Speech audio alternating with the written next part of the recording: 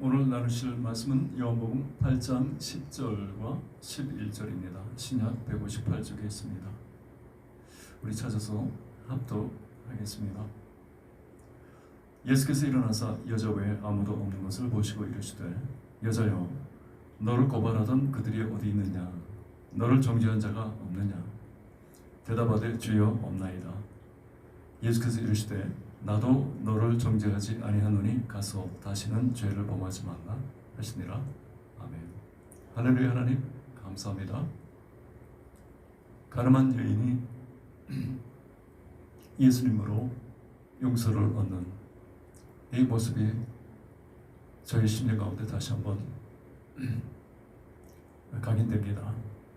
저희를 이렇게 용서하셨습니다. 감사합니다.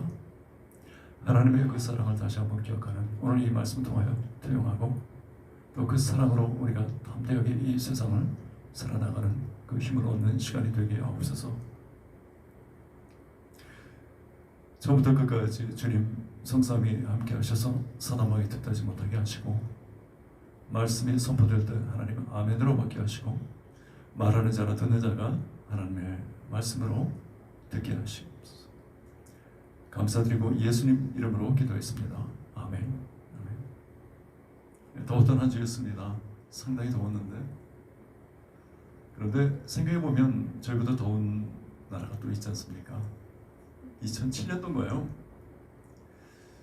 이라크의 비전 취입을 떠났는데 그때 여름에 온도가 45도, 46도, 47도를 웃돌았던 것 같아요. 상당히 더웠습니다. 꼭 이라크가 아니더라도 제가 살던 텍사스의 여름이 이렇게 더웠어요. 100도 페른하이트로 그리고 화씨로 100도였으니 섭씨로는 약 37도, 38도 됐습니다. 40도까지 웃돌고 했는데 그래도 습도는 많지 않아서 여기보다는 견디기가 쉬웠던 것 같습니다. 거기에 비하면 여러분 우리 지금 더위 사랑의 열기쯤으로 표현해도 되지 않을까요? 한번 들어보시기 바랍니다. 사랑은 죽음처럼 강하며 질투는 무덤처럼 잔인하여 맹렬한 불처럼 타오릅니다. 많은 물도 사랑의 불을 끌 수 없고 홍수라도 그것을 소멸할 수 없으니 어느 시집에나 나올 법한 시 같은데 여러분 잘 아시는 것처럼 아가서 8장 6절과 7절에 걸쳐 기록된 말씀을 현대인의 성경으로 읽어드렸습니다. 솔로몬의 노래라고 하죠. 어떠세요? 사랑은 죽음처럼 강하며 와닿으십니까? 그런 사랑 안 해보셨습니까? 사실 성경은요 하나님의 사랑의 편지라고 하지 않습니까? 사랑의 이야기, 사랑의 편지라고 하는데 왜 그런가?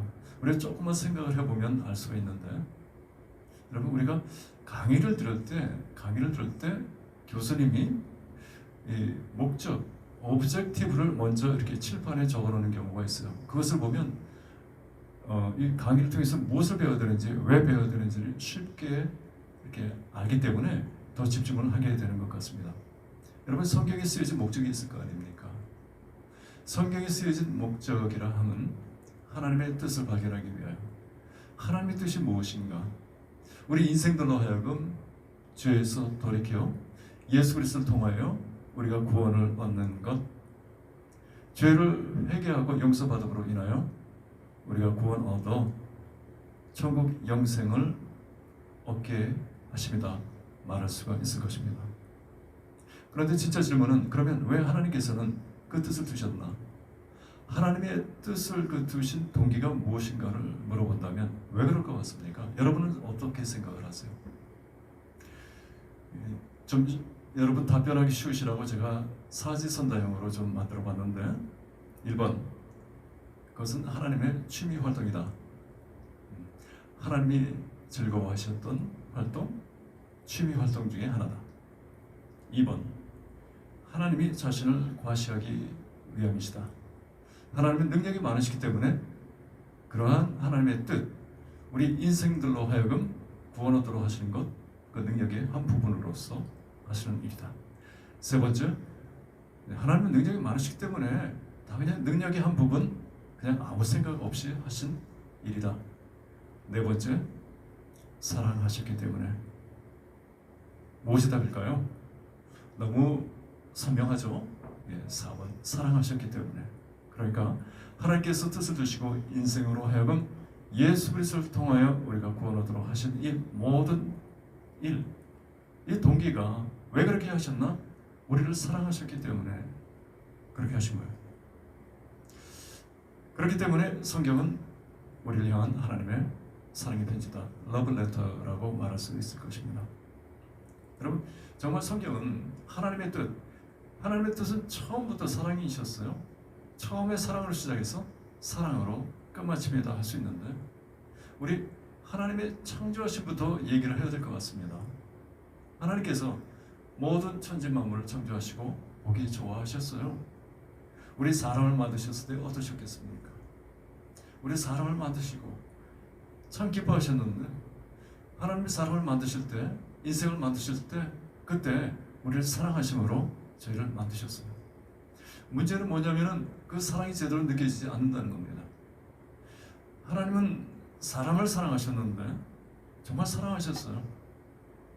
로마서 3장 16절 첫 부분에 보면 하나님이 세상을 이처럼 사랑하사, 그렇게 사랑하셨는데 그 사랑이 잘 느껴지지가 않아요. 왜 그럴까? 제가 나름대로 좀 이유를 생각해 봤더니 세 가지를 제가 말씀을 드리는데, 첫 번째로 우리는 피조물이기 때문에 그렇다. 창조되었기 때문에 그렇습니다. 창조되었기 때문에, 하나님이 창조하시기 때문에 우리 창조하시는 게 당연하지 않냐, 이렇게 받아들이는 것 같아요. 제가 태어났을 때 부모님을 뵈면서 부모님을 인식할 그 나이에 우리 부모님이 나를 사랑하셔서 나를 낳으셨구나, 저 그렇게 생각하지 않았습니다. 그냥 부모님이시기 때문에 나 당연히 낳아야 되는 거 아니야? 이렇게 생각을 했던 것 같아요. 두 번째로, 창조를 하셨는데 너무 많이 하신 것 같아. 너무 많이 만드셨어요. 많은 사람을 만드시고 그냥 덤에 하나 나를 그냥 덤으로 하나 더 만드신 것 아닌가. 그러니까 희소 가치가 떨어지기 때문에 하나님이 나를 사랑하심으로 만드셨다라는 생각을 못하게 되는 것 같아요. 세 번째로 예를 드리자면, 좀 잘 들어야 되는데, 안 태어나 보지 않았기 때문이다. 그러니까 태어나지 않았더라도 영으로 하나님과 교제하며 이렇게 비교할 수 있는 그런 기능이 있었다면, 하나님이 사랑하셔서 나를 태어나게 하셨으면 얼마나 좋을까, 이런 말을 하지 않았을까. 그렇기 때문에 우리가 하나님의 그 사랑하심을 잘 깨닫지 못한다. 그러면 우리가 하나님의 입장이 되어 보면 사랑이라는 것을 알 텐데, 그런데 우리가 하나님의 입장에 서볼 수가 없잖아요. 그러나 여러분, 부모가 돼 보면 조금 하나님의 입장을 알 수 있을 것 같습니다. 제가 장가가기 전에는 몰랐는데, 장가가서 아이들을 낳고 보니까 사랑스럽더라고요. 사랑스러운데 정말 눈에 넣어도 아프지 않을 그 표현을 이해하게 됐습니다. 처음에는 이게 무슨 표현인가 했는데, 여러분, 눈에 가시만 하나 들어가도 불편할 텐데 어떻게 큰 사람을, 그 자식을 그 안에 넣습니까? 그만큼 사랑스럽다는 얘기죠. 사랑스러워요. 두 번째로, 저는 아들이 둘밖에 안 되는데, 자녀가 둘밖에 안 되는데, 솔직히 말씀드리면 제 큰아들이 듣지 않았으면 좋겠는데 둘째가 더 예쁘더라고요. 둘째가 더 예뻐요. 그렇다고 막내가 그렇게 좋아할 필요가 없는 것이, 셋째는 없지만 셋째를 낳으면 셋째가 더 예쁘다는 거예요. 더 사랑스럽다는 거예요. 아니, 넷째는 더 사랑스럽고, 자녀를 열을 둔 그 부모님과 교제를 했었는데 막내, 이 늦둥이가 제일 예쁘다는 거예요. 그러니까 첫 아들이 사랑스럽지 않다는 게 아니라 사랑스러운데 점점 내려갈수록 더 사랑스럽다. 여러분, 희소 가치를 말할 수가 없습니다.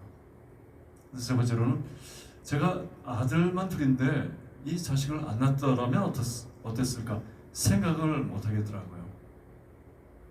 사춘기 때 티격했습니다. 싸웠어요. 격렬하게 싸웠어요. 정말 미울 때도 있었습니다. 그런데 지금 생각해 보면 그래도 태어났기 때문에 그런 일도 있었고 또 좋을 때도 있었고, 정말 태어나지 않았다면 생각할 수가 없는 겁니다. 이 부모가 돼 보니까 하나님이 나를 사랑하셔서 우리를 만드셨겠구나, 인생을 만드셨겠구나, 하나님의 입장이 되어 볼 수가 있는 것 같아요. 여러분, 부모의 사랑은 하나님의 아가페 사랑을 닮았습니다. 이런 경우에 가령 자식이 죽을 병에 걸렸다면, 정말 그 죽을 병에 걸린 자식을 위해서 내가 죽어서 자식이 살 수만 있다면 저 같아도 목숨을 던질 것 같아요. 자식인데. 하나님이 우리를 이렇게 사랑하심으로 저와 여러분을 만드시고 이 땅에 있게 하시고 이렇게 말씀을 통하여 하나님의 임재를 경험하게 하셨음에 정말 감사를 드리지 않을 수가 없어요. 그 하나님을 우리는 찬양합니다.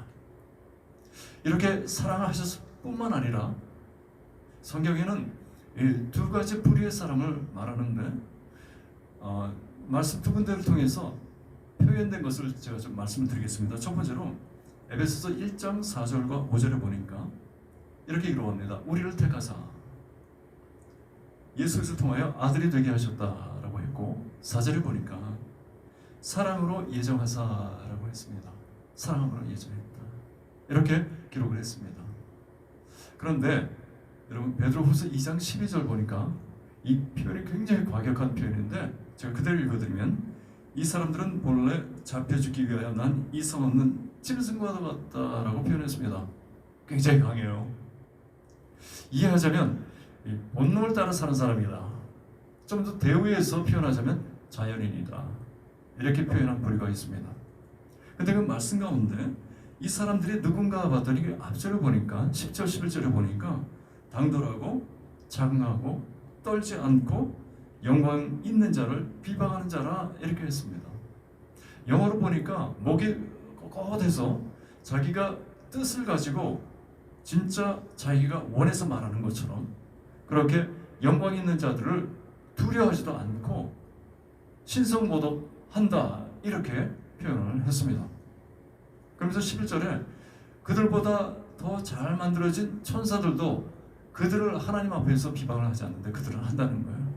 이렇게 두 부류의 사람, 그 모습을 표현을 했는데, 여러분, 하나님이 사랑하셨다면 그 사랑이 어떤 부류의 사람에게 갔겠습니까?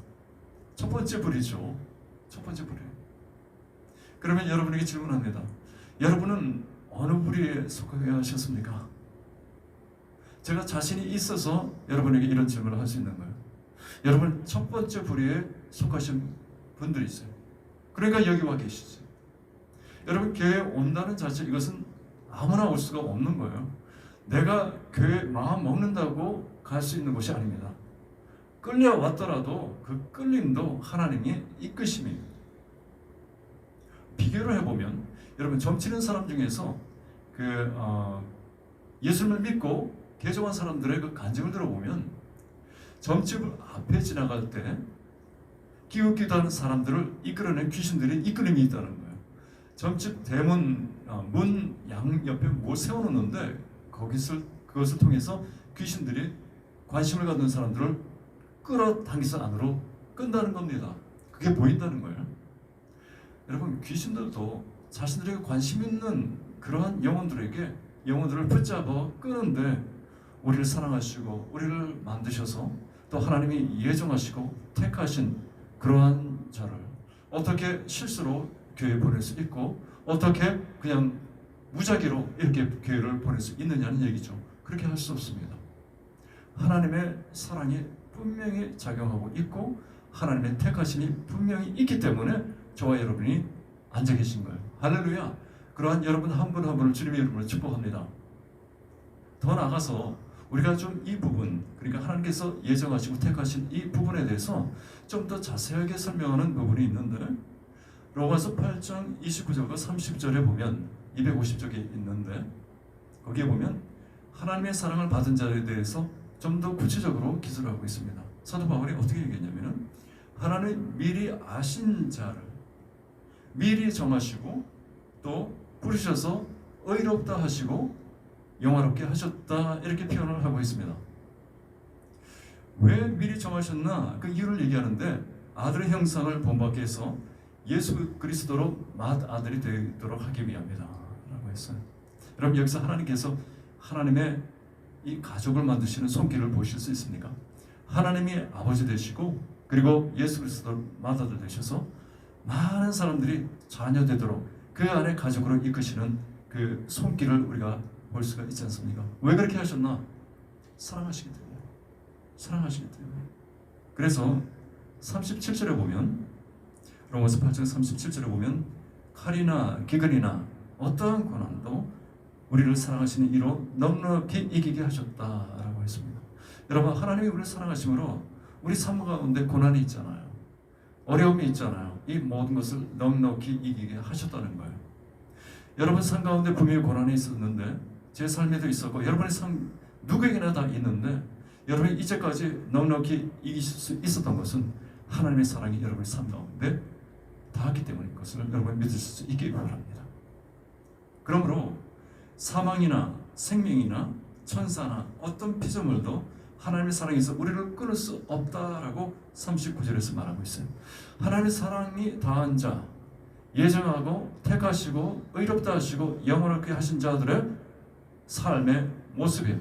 하나님의 사랑이 닿아서 삶 가운데 어떠한 고난과 어떠한 역경도 어떠한 그 힘도 하나님의 사랑에서 우리를 끊을 수 없다라고 분명히 기록을 하고 있습니다. 그래서 31절에 누구도 우리를 대적 못한다. 우리가 지는 것 같고 우리가 뚫리는 것 같지만 그게 아니라는 거예요. 그리고 34절에 정죄할 수 없다. 예수 그리스도 인하여 우리가 정죄받지 않는 삶을 살아가게 됩니다. 그러면서 32절에 뭐라고 하냐면 모든 것을 우리에게 주신다. 그렇게 얘기한 게 아니라 자기 아들 예수 그리스도도 아끼지 않고 우리에게 내주셨는데 모든 것 그 외에 못 줄 게 무엇이 있겠느냐, 이렇게 강하게 기록을 하고 있습니다. 하나님이 다 주셨어요. 왜? 사랑하시기 때문에.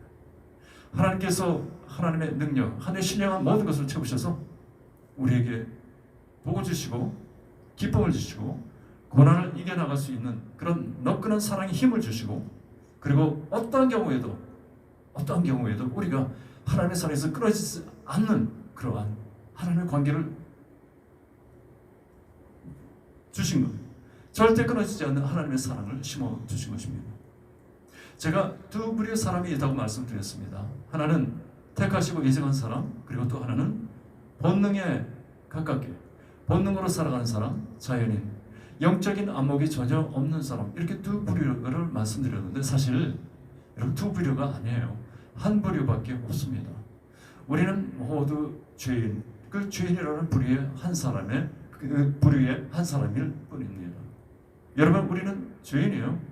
그런데 그 죄인으로 우리가 태어났는데 아담 이후로 우리는 원죄를 가지고 우리 피에는 그 아담의 죄가 분명히 흐르고 있던데, 그럼에도 불구하고 하나님께서는 우리를 부르시고 예정하셨다고 하셨어요. 그래서 하나님의 사랑이 우리를 어떻게 바꾸어주셨냐면은 본능으로 사는 사람, 그리고 또한 자연으로 살아가는 사람인데, 그런데 우리를 사랑하셔서 우리로 예정된 사람, 그리고 택하신 사람, 그리고 의로운 사람, 또한 하나님께서 영광을 부어주시는 그런 사람으로 만드셨다는 거예요. 이것이 어떻게 된 거냐? 하나님의 사랑으로 인해서 이루어졌다는 겁니다. 여러분, 예수님은 이 땅에 오신 목적을 분명히 하셨습니다. 내가 온 것은 의인을 부르러 온 것이 아니라 죄인을 부르러 왔다라고 하셨어요. 죄인을 사랑하셨습니다. 죄인을 사랑하셔서 죄인을 부르시고 회개하게 하셔서 돌아오게 하셨어요. 구원 얻도록 하셨습니다. 본능, 자연인, 그리고 영적인 그런 안목이 전혀 없는 사람을 예정하시고 택하시고 구원하셔서 하나님이 쓰실 만한 사람으로, 그리고 하나님이 영광 받을 만한 사람으로 바꾸셨다는 것, 이것은 하나님의 사랑으로 이루어진 거예요. 할렐루야. 바로 저와 여러분이 그러한 사람인 줄로 믿습니다. 하나님이 사랑하셔서 만드셨는데, 그런데 죄로 인해서 떠나갔어요. 쫓겨났습니다. 그런데 다시 하나님께서는 다시 사셨습니다.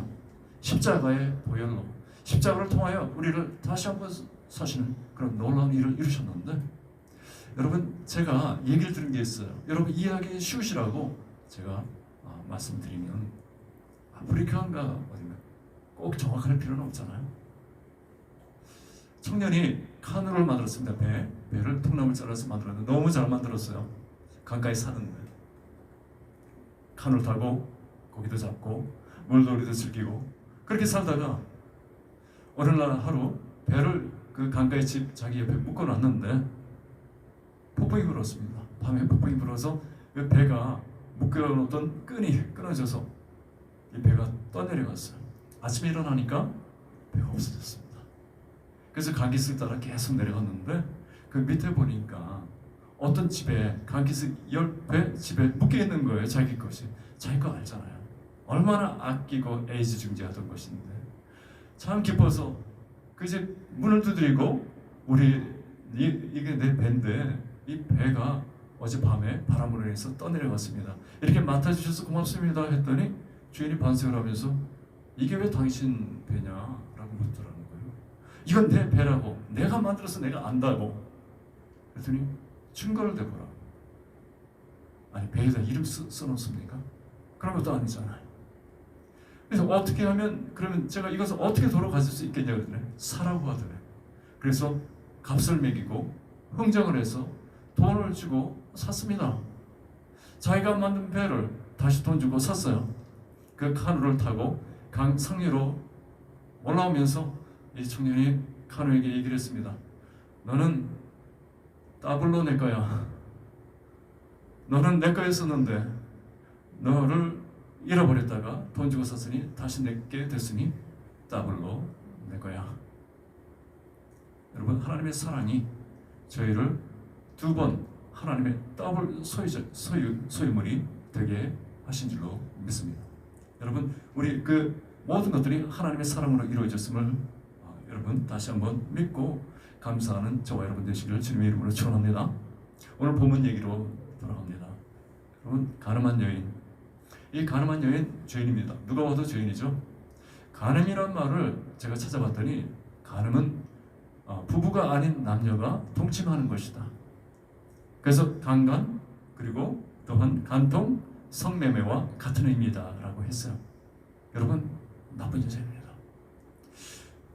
우리 말씀으로 표현하자면 본래 잡혀 죽기 위해 난 이성 없는 짐승과도 같은 여자 아니었습니까?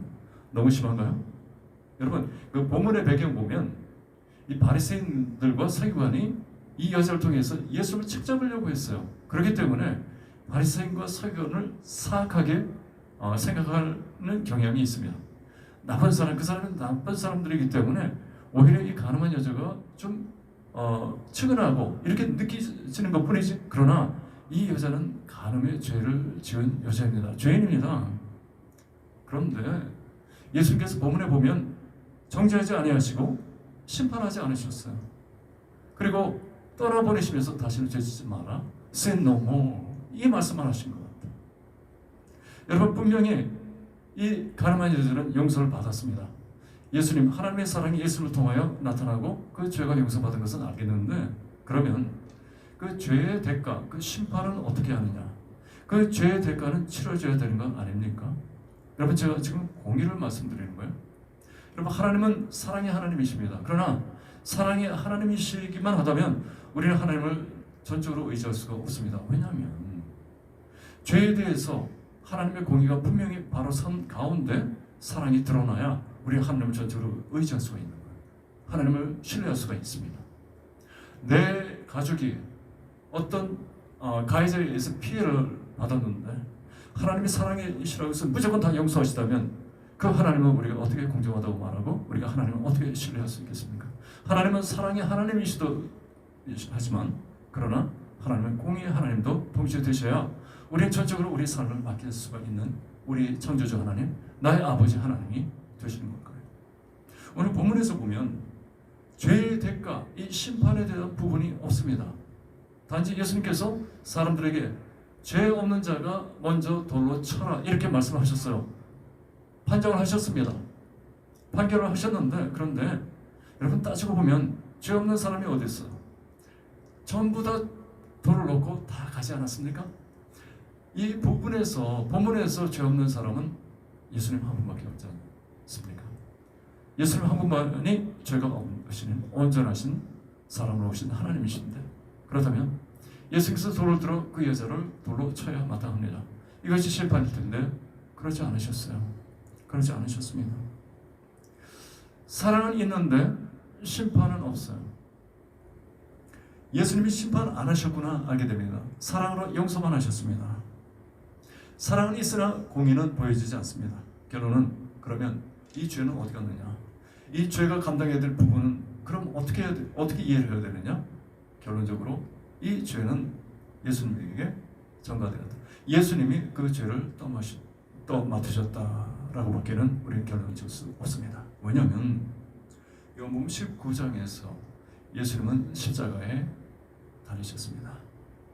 예수님이 십자가에 달리실 때 그때 이 가늠한 여인의 죄도 심판을 받았음을 우리는 압니다. 결론적으로 하나님은 예수님을 통해 가늠한 여인을 먼저 용서하셨고 그리고 또한 예수님을 통해 그 가늠한 여인의 죄를 심판하셨습니다. 어디서? 십자가에서. 죄를 지은 이 여인은 죄도 용서받고 그리고 죄의 대가도 치렀습니다. 죽지 않았어요. 예수님이 대신 치러주셨습니다. 왜 그렇게 하셨나? 사랑하셨기 때문입니다. 여러분 오늘 이 가늠한 여인의 이야기 본문에서 우리가 나누면서 이 가늠한 여인의 이야기 같지만 가만히 생각해 보면 저와 여러분의 얘기 아닙니까? 하나님의 사랑의 편지, 하나님의 사랑의 이야기인 것이 분명합니다. 예수님의 시간, 예수님이 우리 사람의 시간을 기준으로 그 예수님이 십자가에 달리실 때 그때 시간 이후로 몇천 년이 지나 이제 태어날 저와 여러분의 죄까지도 감당하시고 십자가에서 달리셔서 모든 죄를 감당하시고 용서하심으로 우리 죄가 소멸되는 그 하나님의 놀라운 사랑을 보여주셨습니다. 그러므로 예수님을 우리가 믿기만 하면 우리는 죄 없음을, 죄 용서받음을 얻을 수 있게 되었는데 이 모든 것이 바로 하나님의 뜻이고 그 하나님의 뜻의 동기가 바로 사랑이었음을 우리는 인정하지 않을 수가 없는 것이죠. 여러분 이러한 사랑이 어디 있겠습니까? 죄인을 위해서 죽는 사랑만큼 큰 사랑이 어디 있겠습니까? 그래서 우리 더울 때 이 뜨거운 하나님의 사랑의 열기를 좀 경험을 해봤으면 좋겠어요. 여러분 사랑의 정도, 이 사랑의 정도는 바로 진정 믿음의 정도와 같다라고 볼 수가 있을 것입니다. 하나님은 우리가 얼마나 뜨겁게 사랑하느냐? 왜? 하나님이 우리를 뜨겁게 사랑하셨기 때문에 나는 그 하나님을 사랑하지 않을 수 없습니다 라고 말하는 것, 이것이 우리의 믿음의 표현 아니겠습니까? 얼마나 하나님을 사랑하느냐, 그것은 얼마나 여러분의 믿음의 굳건히 섰느냐를 나타내는 척도가 될 수가 있을 것입니다. 하나님의 사랑이 다시 한번 뜨겁게 느껴졌으면 좋겠어요. 여러분 예수님께서 십자가에 달리실 때 그때 사람의 모든 고통, 죄, 그리고 두려움, 모든 약해, 이 모든 것을 체결하셨다고 하셨습니다. 이 뜨거운 날에 우리도 그렇게 하나님의 뜨거운 사랑을 우리 피부로, 땀으로 체험해봤으면 좋겠습니다. 그래야 될 것 같아요. 꼭 그래야 될 것 같습니다. 제가 마지막 질문을 하나 드립니다. 여러분 지금이라도 여러분이 세상을 떠나 하나님 앞에 선다면 그때 하나님이 심판하실 텐데 천국과 지옥으로 나누실 텐데 여러분 지금 이 세상을 떠난다 하여도 나는 천국에 갈 수 있습니다 라고 확신할 수 있습니까? 어떠한 근거로 확신하겠습니까? 여러분에게 묻는 질문인데 제가 한 가지 말씀드리면 여러분이 하나님을 사랑하는가 사랑하지 않은가? 하나님을 왜 사랑하는가? 하나님이 나를 뜨겁게 사랑하셨기 때문에 내가 그 나를 사랑하신 그 하나님을 사랑하지 않을 수 없습니다 라고 고백할 수 있다면 여러분은 나는 지금 죽어도 나는 지금 이 세상을 떠난다 하여도 천국에 갈 수 있습니다. 자신 있게 말할 수 있는 근거가 될 줄로 믿습니다. 그 하나님에게, 공의 하나님, 사랑의 하나님에게 여러분 영혼을, 여러분의 삶을 온전히 맡기는 게 당연하지 않습니까? 우리 하나님의 사랑, 주님께서 우리에게 베푸신 그 놀라운 사랑을 생각하면서 우리 찬송가 하나 불렀으면 좋겠습니다. 찬송가 413장 우리 부르도록 하겠습니다. 찬송가 413장입니다.